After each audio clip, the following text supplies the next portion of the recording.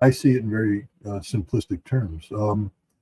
It, you know, Israel's security can only be guaranteed based upon Lebanese sovereignty. Hezbollah wouldn't exist today if Israel withdrew from Lebanon. Hezbollah exists only because of Israel's illegal occupation of Lebanon. Of course, that is the initial occupation in the 1980s. People say, where is this going? I remind people that Israel has been kicked out of Lebanon once before by Hezbollah, and Hezbollah will kick Israel out again.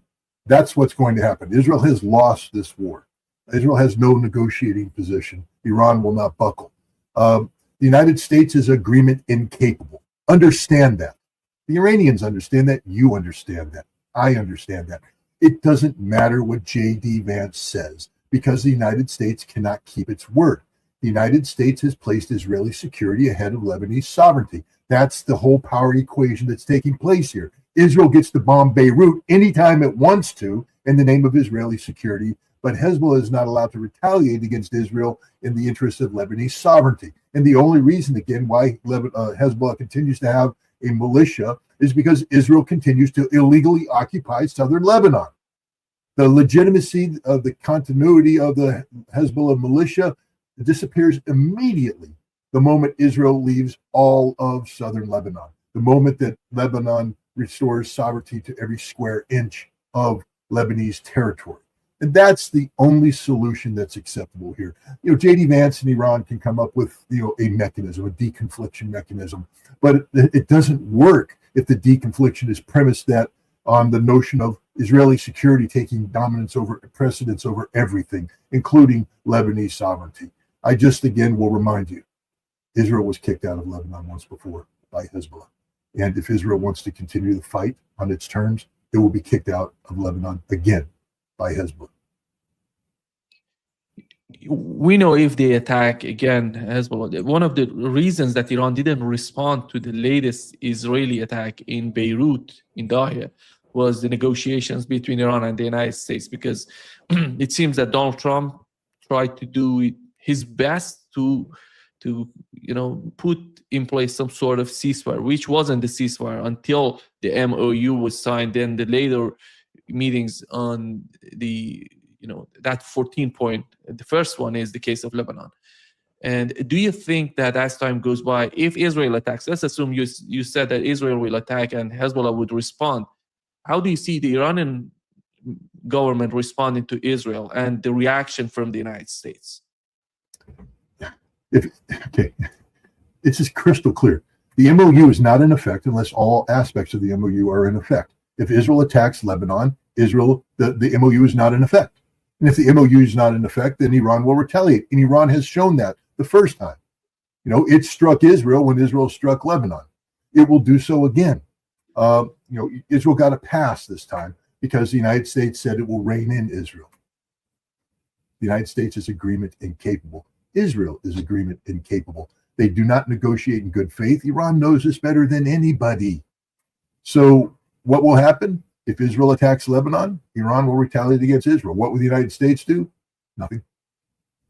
The United States is desperate for an agreement. The Strait of Hormuz must remain open. If the United States attacks Iran will do what it did last time, shut down the Strait of Hormuz.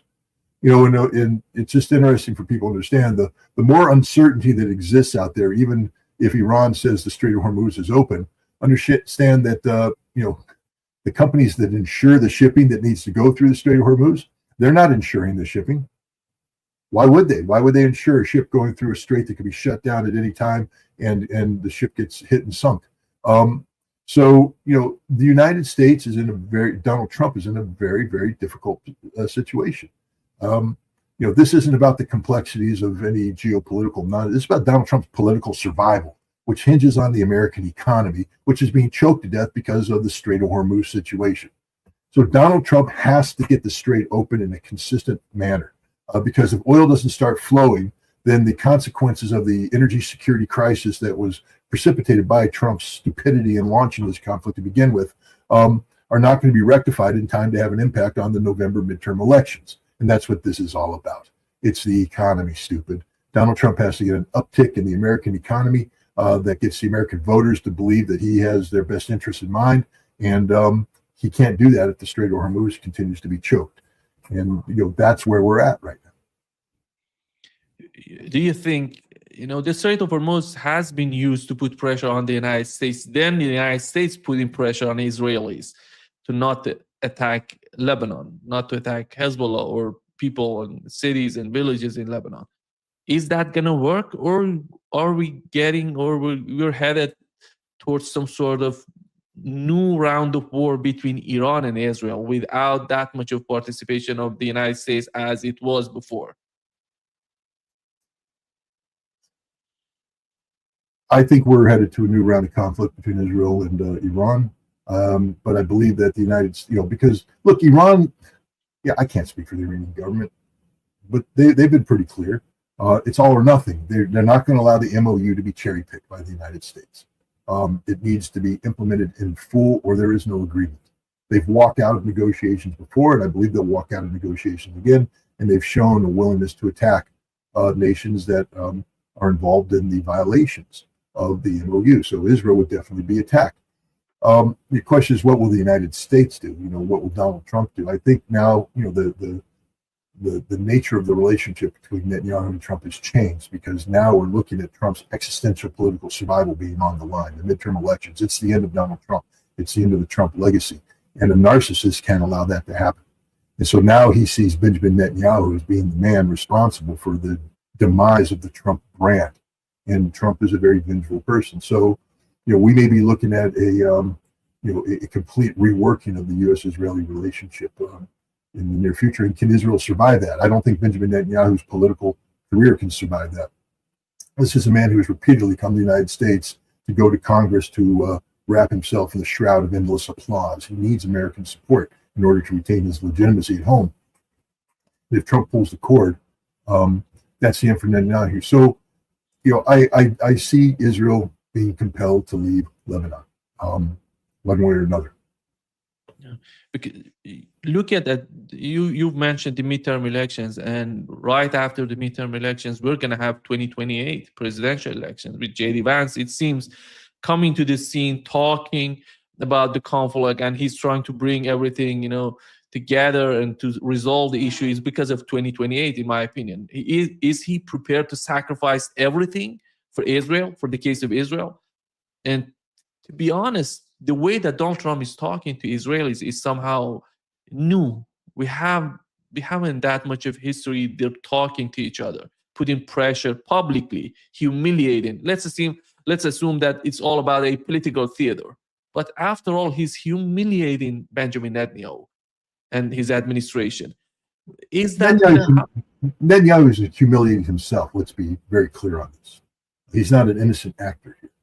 It's not that Benjamin Netanyahu has been doing the right thing and that evil Donald Trump's coming up and embarrassing this man. Benjamin Netanyahu is a murderous, genocidal thug. He's a criminal of proportions that are only matched by some of the greatest criminals in history. Adolf Hitler comes to mind. So I don't get any sympathy with Donald, to Bibi Netanyahu when Donald Trump turns on him. It's about time that an American president turned on an Israeli leader in this fashion. J.D. Vance will not go down with the ship, meaning that he's not going to sit there and fall on the sword for the state of Israel.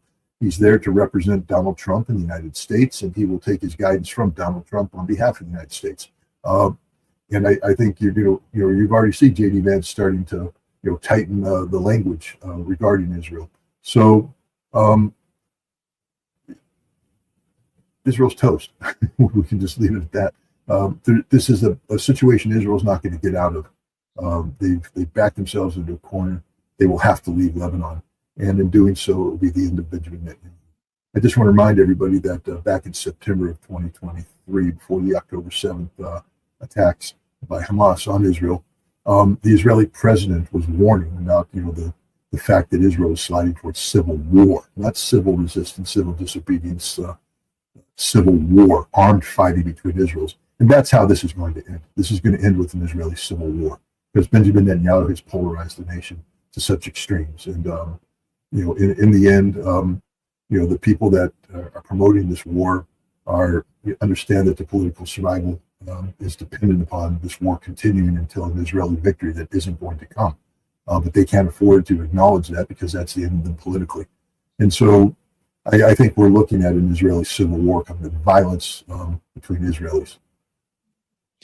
is that going to change the political system of Israel? We know that Benjamin Netanyahu, he is a genius for such a long time. He genius in manipulating the political system in the United States, playing both sides, somehow manipulating the whole system in favor of Israel, and getting the support militarily, politically, geopolitically from the United States. Let's assume he's going to be replaced with someone like Naftali Bennett. Is Israel going to remain in the same position the way that they were somehow getting support from the United States? Or you see, as the head of his state, as the head of Israel, Prime Minister is changing, you see that sort of leverage somehow disappearing from the scene in the United States, considering AIPAC, which is a very important and was defeated, by the way, in New York again.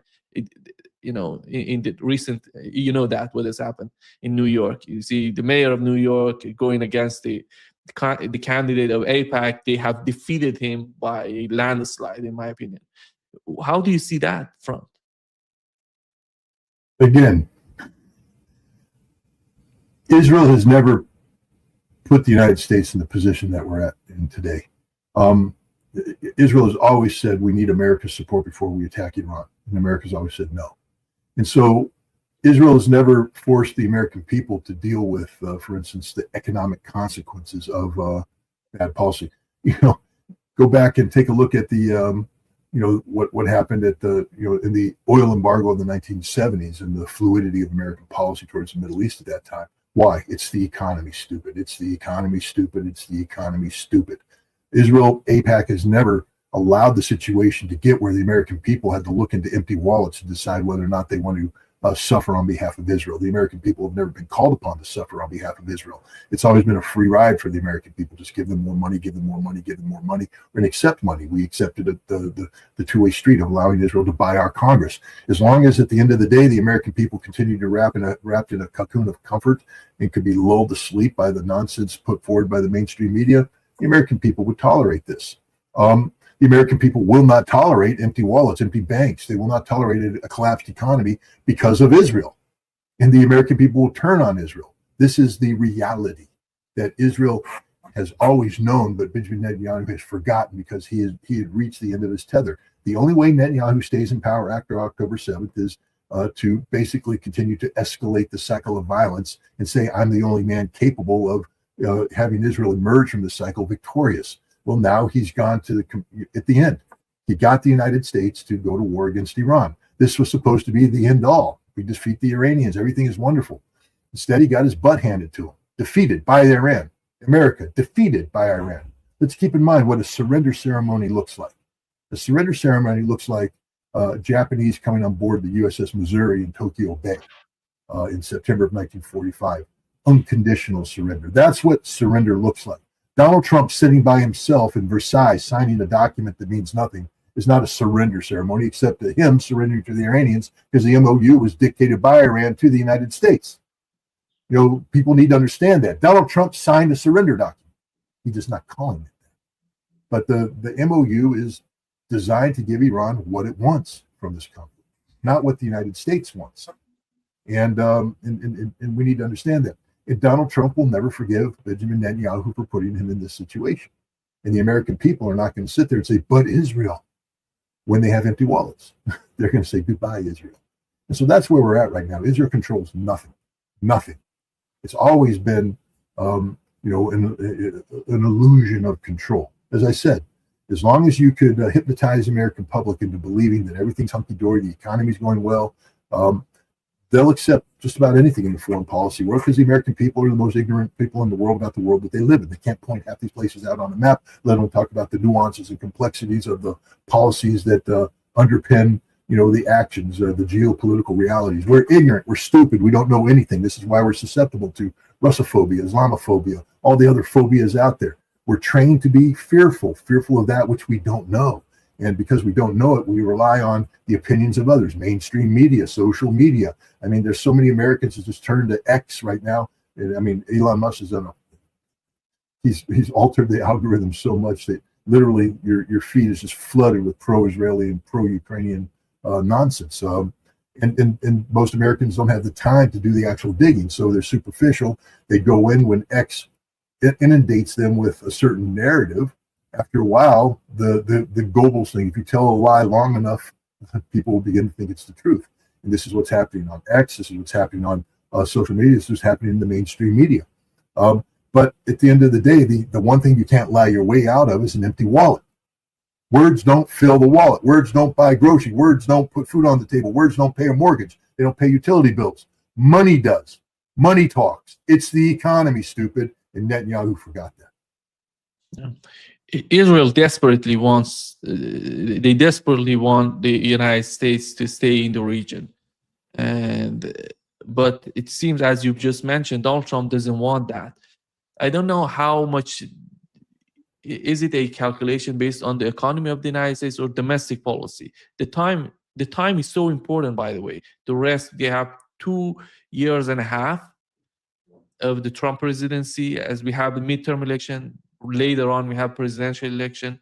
So staying in the fight, do you think, is there any sort of possibility, a new round of war between Iran and the United States? No, not until after the midterm elections. But Congress has already said no to more war. Didn't you see what was what the Senate passed? Congress is done with this war. They're not going to fund it. This is a stupid war. But moreover, we can't win it. Donald Trump knows we can't win. So what's he going to go into round 2 about? The whole concept right now is the world economy is being choked to death because the Strait of Hormuz isn't operating the way it should be. And it's not operating the should be because of the stupidity of Donald Trump. If he goes to war, again, the Strait of Hormuz is closed. And then what you said, is it about the economy or about domestic American politics? The economy is the only factor in domestic American politics that matters. At the end of the day, the Americans vote their wallet. And what Donald Trump is doing right now, why the MOU is happening now, remember, the same MOU that we're talking about today, near the end of June, was offered to Donald Trump in April. It's the same document. Nothing's changed. The Iranians haven't changed their position at all. It's the United States that had to come to the Iranian position. That's why I say Donald Trump signed a surrender document, because he had to concede this. Why? Well, the head of Chevron said, we're looking at a oil supply situation that's unprecedented in history coming up, no matter what happens. Even if the Strait of Hormuz opens today, for the next 4 to 6 weeks, we're having a global energy crisis. Because even if you get all the oil in the world out of the ground today and on ships moving to refineries, it's not going to hit the economy for another month and a half. And we've got down to about zero. Nothing's flowing. And so there's going to be an impact, and it's going to cause tremendous problems. What the president needs is sometime around September for the uptick in the economy, just to go click. Because the American people are stupid, dumber than dirt. All we care about is money in our wallet. And if we got enough money in our wallet to buy a pizza and buy some beers on Friday night after work, we're happy. God bless the president. USA, USA, we're number one. Because we're eating pizza, drinking beer, and having a good time. But if the price of oil goes up to where our energy costs go up and that money that buys pizza and beer dissipates, at the end of the week, we're miserable. And we're blaming somebody. We're blaming the person responsible for the high gas prices. That's Donald Trump.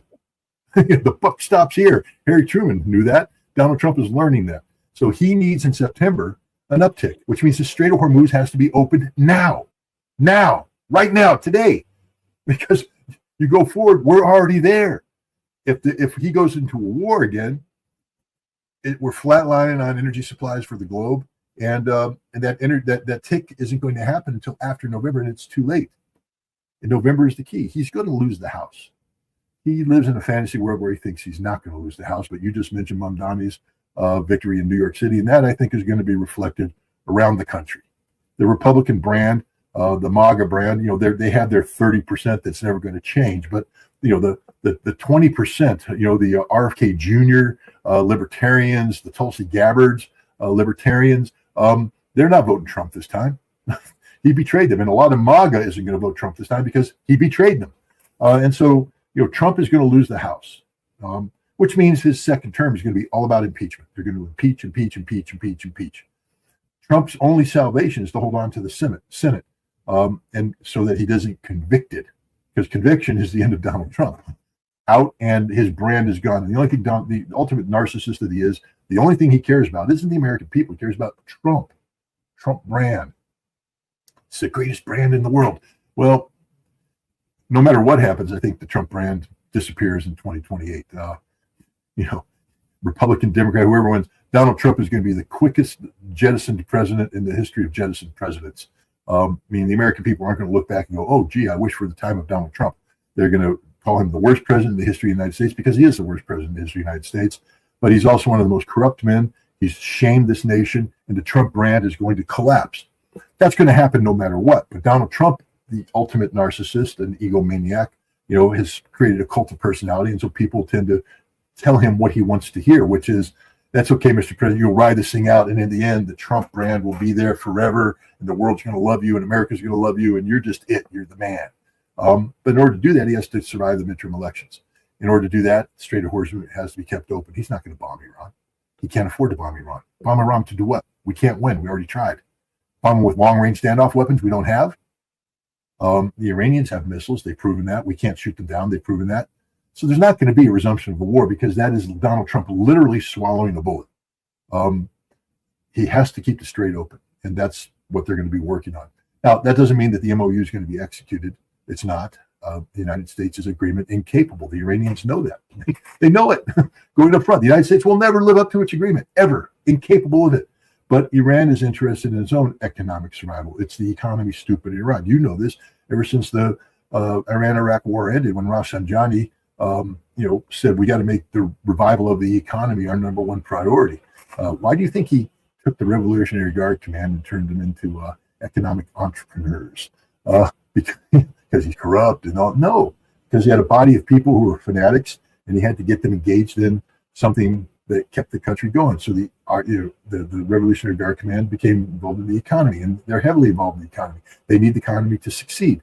It can only succeed if you are allowed to have trade with important trading partners, Russia, China, and others. Yeah. And so the compromise that will be made is that even though the MOU will be not executed in totality, Strait of Hormuz will remain open, and Iran will be allowed to do business with nations sufficient to get the economy going. And both the Iranians and the United States will accept this gray zone of activity. Because the Iranians understand all they have to do is wait out. Benjamin Netanyahu's history. He's going to be eaten by the people of Israel. And Donald Trump is history too. Starting in January of next year, he'll be paralyzed. All the Iranians have to do is wait until January. Donald Trump will be paralyzed. The United States has no appetite for war. And they'll, by default, get what they need. JD Vance, in one of his, I think his podcast yesterday, he said the guy who was interviewing him was, he asked him, did you know about the Strait of Hormuz, the importance of the Strait of Hormuz before starting this war? He said, yeah, we knew what would be the outcome, but the extent of what has happened, it was greater than what we thought. And the other important point was the geography of the region. When you go to war, you have to understand the geography, that it wasn't totally perceived by the Americans. But I think he's somehow, maybe he's lying because... He's lying through his teeth. Yeah. We know this because in Trump's first term, even though J.D. Vance wasn't part of the first term, you remember the Global Hawk drone was shot down over the Strait of Hormuz. And at that time, Donald Trump wanted to retaliate against Iranian air defense. And he actually ordered an airstrike. Over 100 airplanes were in the air, ready to bomb. That's a lie. But the point is, the Pentagon turned to him and said, no, Mr. President, if you strike the air defense, that'll begin a pattern of escalation that ends with the closure of the Strait of Hormuz, and we can't open it. And the Pentagon educated him on the reality of the geography and what it would take for the United States to open it. It'd take a year and a half, up to a year and a half of mobilization, 9 months to a year and a half. Over 900,000 Americans would have to be mobilized and then sent to Iran. Have to be a full-scale war. Because that's what it takes to open the Strait of Hormuz. And the Pentagon said, even then, we can't guarantee victory. So the president didn't retaliate. He claims that he did it out of empathy for the Iranian people. He didn't want to kill innocents. No, he did it because the Pentagon said we can't win that war. So the idea that Donald Trump, and the people around him were unfamiliar with the realities of the Strait of Hormuz and the geopolitical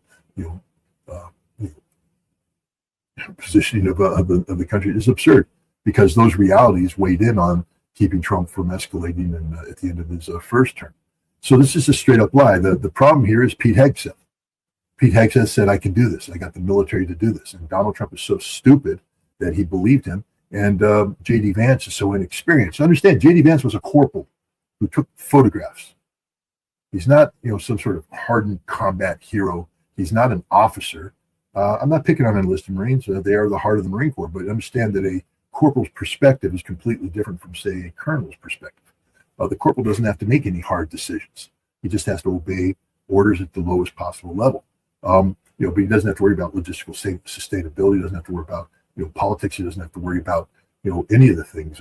Being tactically proficient, and operationally competent. So J.D. Vance lacks any fundamental foundational military experience that enables him to evaluate. Yes, he's been through basic training. Yes, he was tested. Yes, he earned the title Marine, and I salute him for that. But the notion that J.D. Vance's military experience somehow gives him the ability to sit there and look at the overall strategic position is absurd in the extreme. He's never been called upon to do that. And even now, he plays a secondary role of, basically the man that rubber stamps policy. He has some political intuition derived from his former status as a MAGA superstar, understand that the American people don't want endless wars. He's smart enough to understand that.